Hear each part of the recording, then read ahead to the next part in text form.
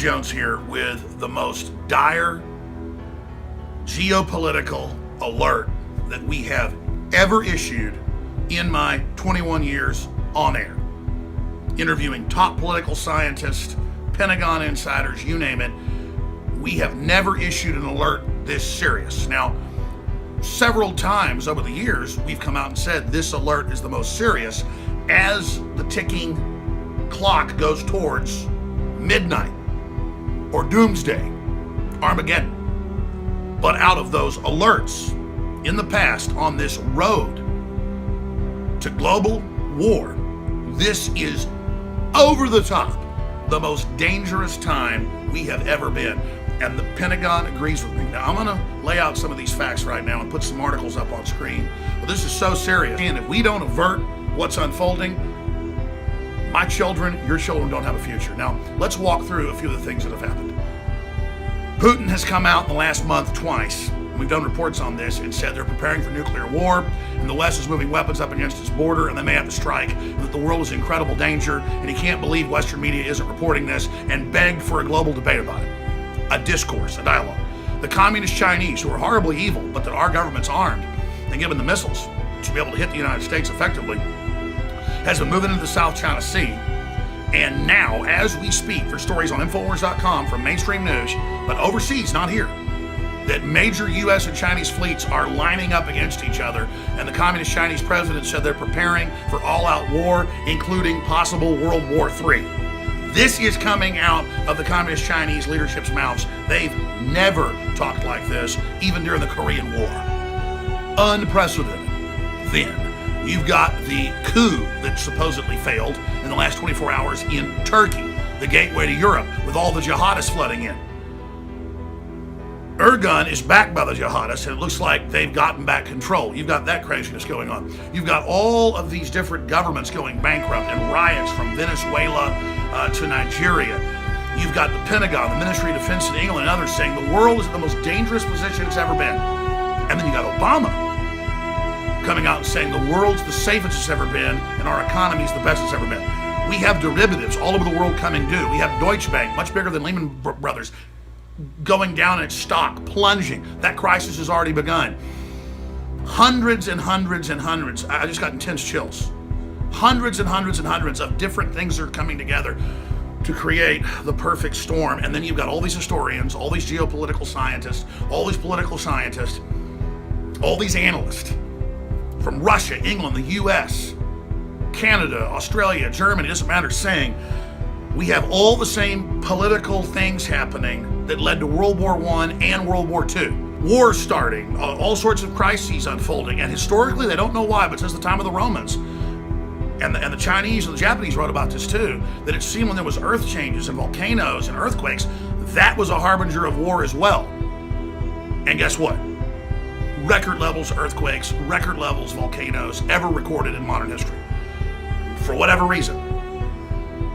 A lot of political scientists also tie it to not just the effects of what's happening inside our atmosphere, but what's happening in our solar system. They've correlated sunspots and things like that to economic collapse as well. We're entering that same cycle. That's Mr. Dent of Bain Capital, best-selling author, top guy at predicting things.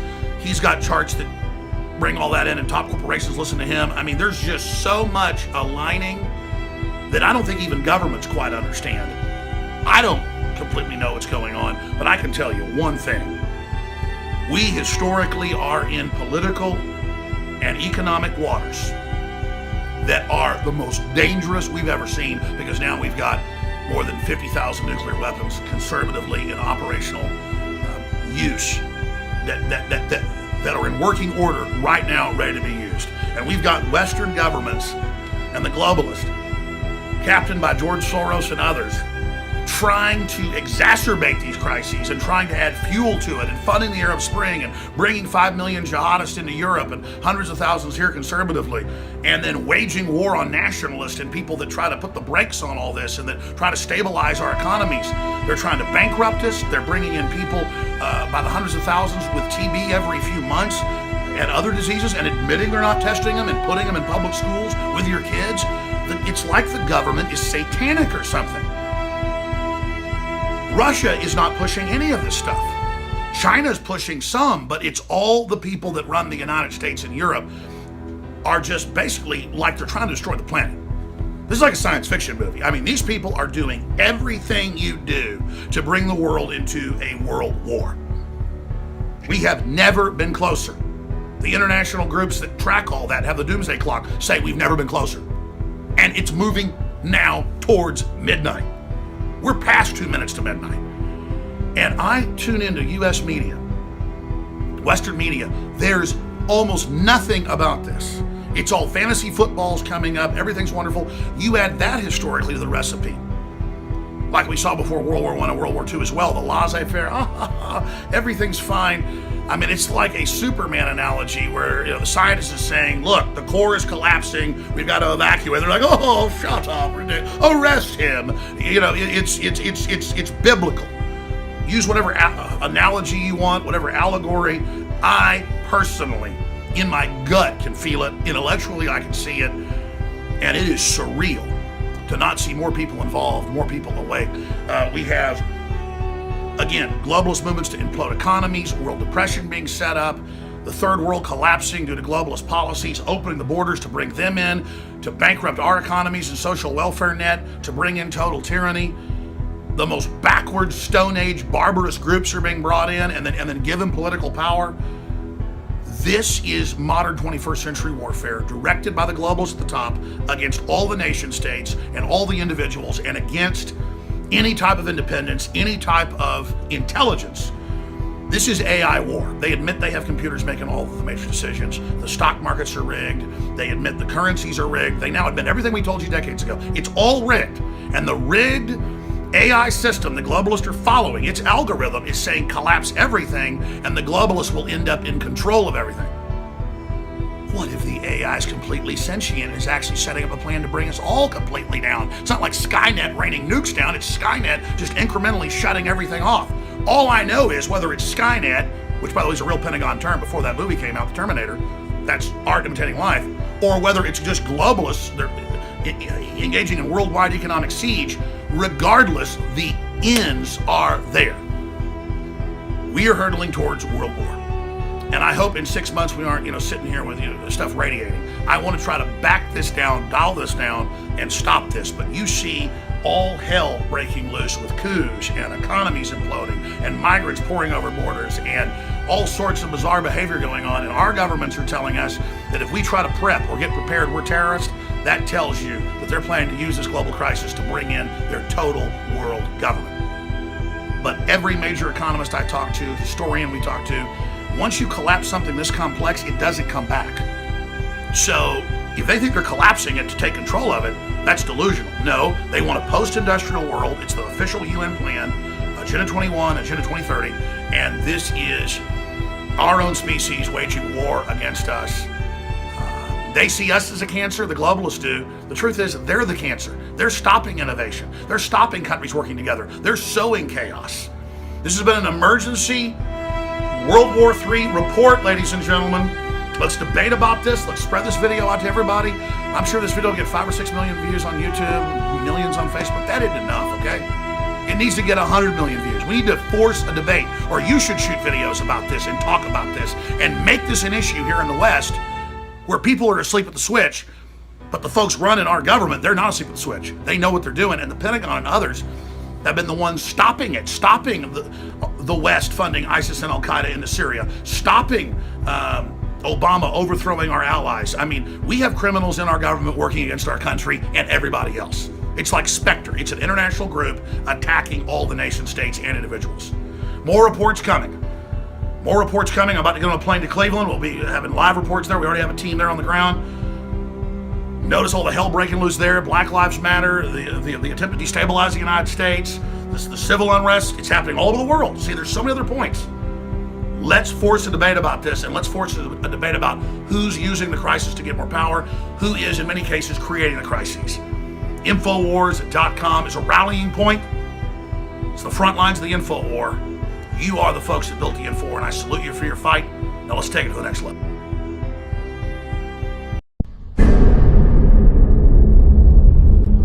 But let's begin with our chief national security correspondent, Jim Sciutto. He's in Manila right now in the Philippines. He has an exclusive report on that confrontation between the Chinese military and a U.S. spy plane. Jim, tell our viewers what happened. Wolf, it comes down to fundamental, potentially dangerous disagreement. Though these islands are brand new, manufactured, in fact, China views them as sovereign territory. The U.S. views them as international waters, international airspace, and it demonstrates that, as it did today, by flying over them, sailing nearby them. Chinese protests getting louder, U.S. moves getting bolder, the tension there escalating. Foreign military aircraft. This is Chinese Navy. You are approaching our military alert zone. Leave immediately. High above the South China Sea, the radio crackles with a stern warning. Go, go! The source of dispute appears on the horizon seemingly out of nowhere. Islands man-made by China, hundreds of miles from its coastline. So when's the last time you went up? CNN got exclusive access to classified U.S. surveillance flights over the islands. 80 knots. Check. The first time journalists have been allowed on an operational mission by the state-of-the-art P-8A Poseidon, America's most advanced surveillance and sub-hunting aircraft. So we've just arrived on station now above the 3 islands that are the targets of today's mission. It's these 3 islands that have been the focus of China's building in the South China Sea over recent years. China's alarming creation of entirely new territory in the South China Sea is one part of a broader military push that some fear is to challenge U.S. dominance in the region. Sailing its first aircraft carrier, equipping its nuclear missiles with multiple warheads, developing missiles to destroy U.S. aircraft carriers, and now building military bases far from its shores. For the U.S., the islands are a step too far, and this flight is part of a new and bold American military response that may soon include sailing U.S. warships close by as well. In just 2 years, China has expanded these islands by 2,000 acres, the equivalent of 1,500 football fields and counting, an engineering marvel in waters as deep as 300 feet. You're a military man. You look at this, is there any doubt that that is a future military installation? It appears to be build-up of military infrastructure, and not to mention we were just challenged probably 30 minutes ago, and the challenge came from Chinese Navy, and I'm highly confident it came from ashore on this facility here. What used to be the Fiery Cross Reef now has early warning radar, an airport tower, and a runway long enough to handle every aircraft in the Chinese military. Some are calling it China's unsinkable aircraft carrier. These videos of the islands, taken from the P-8's advanced surveillance cameras, never before declassified. In a sign of just how valuable China views them, the new islands are already well protected. There's obviously a lot of surface traffic down there, Chinese warships and Chinese Coast Guard ships. We heard the proof. The Chinese Navy ordering the P-8 out of the airspace not once, not twice, but 8 times on this mission. This is the Chinese Navy. This is the Chinese Navy. Please go away quickly. And like the surveillance videos, the audio of these warnings never before shared with the public. You heard over the intercom, Chinese Navy. This is the Chinese Navy. And what was interesting is that there were also civilian aircraft. There was a Delta flight on that same frequency that when it heard that challenge, it piped into the frequency to say, what's going on? The Chinese Navy then reassuring them, but as the flight crew tells me, that can be a very nerve-wracking experience for civilian aircraft in the area. And the more China builds, we're told, the more frequently and aggressively it warns away U.S. aircraft. This is a dredger actually pumping sand from under the water on top of an area they're trying to build up land. And we see this every day. So I think they work weekends when they're doing this because 24/7. It happens. We see it all the time.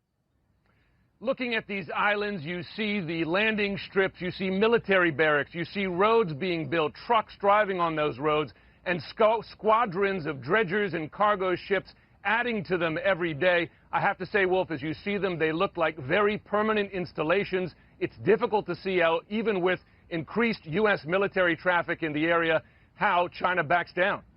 Jim, why the increased concern about all of this right now? Because I know there is intense concern at the highest levels of the United States government.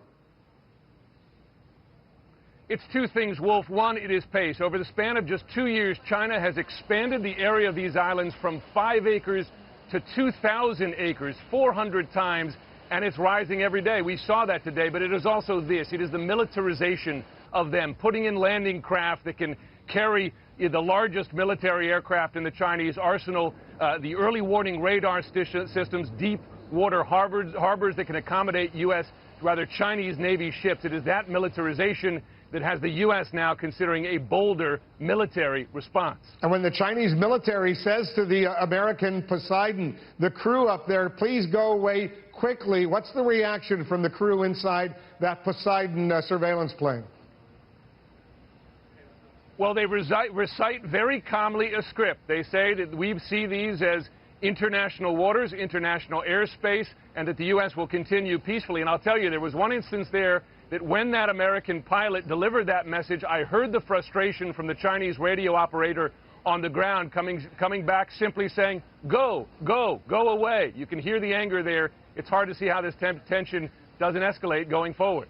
Jim Sciutto with an exclusive report for us. Thanks very much. We're going to get reaction to that. That's coming. A new, blatant, and aggressive threat from Kim Jong-un. His forces will open fire on any South Korean ships moving into what he sees as North Korean waters. Tonight, South Korea, a U.S. ally, is angrily vowing retaliation.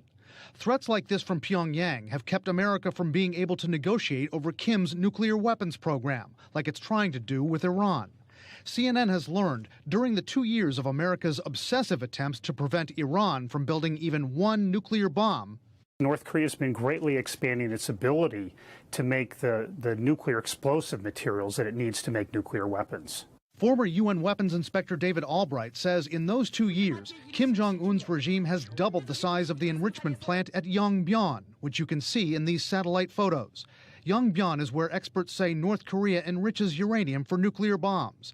And Albright says that's not all they've done. North Korea's been spending its own money to build up its nuclear weapons program, but it's also been shopping overseas to get the equipment that they need in order to build up their nuclear arsenal. Why hasn't the Obama administration pursued talks with Kim Jong-un's government as fervently as it has with Iran? White House and State Department officials tell CNN they're committed to drawing down Kim's nuclear weapons and are open to dialogue with Kim's government. But North Korea has to show a commitment, which it hasn't done yet. Analysts say there are other reasons. I think we have rapidly approached the point of no return over the past 5 years. This program has gained a lot of momentum over the past few years, and not much has been done to stop it. The result is ominous. Analysts say Kim's regime may well be able to fit nuclear warheads on missiles that can hit South Korea or Japan, and they're thought to be adding to their arsenal. North Korea could have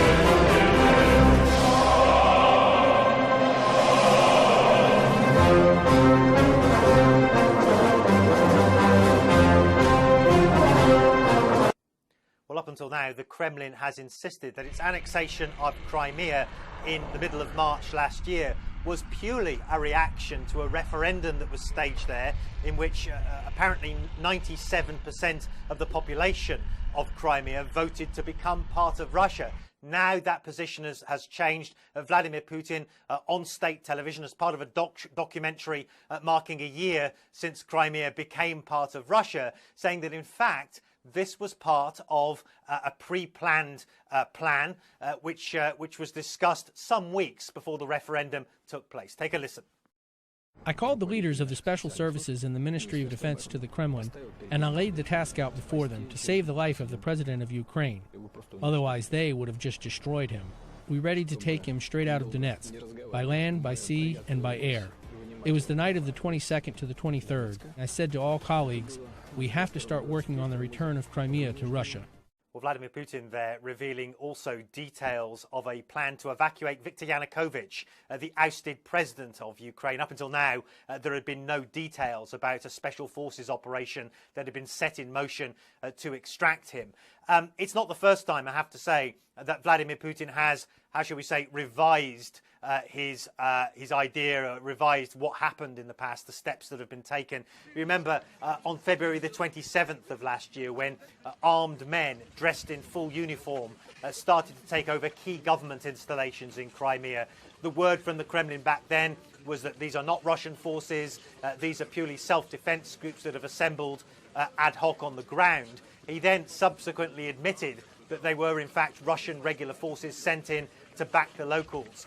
And so, again, it's not the first time that Vladimir Putin has changed his story. And I suppose it raises the question, will he change his story again over other details? For instance, the deployment of Russian forces in Ukraine, in eastern Ukraine, which he categorically denies at the moment. Will that story change in the future?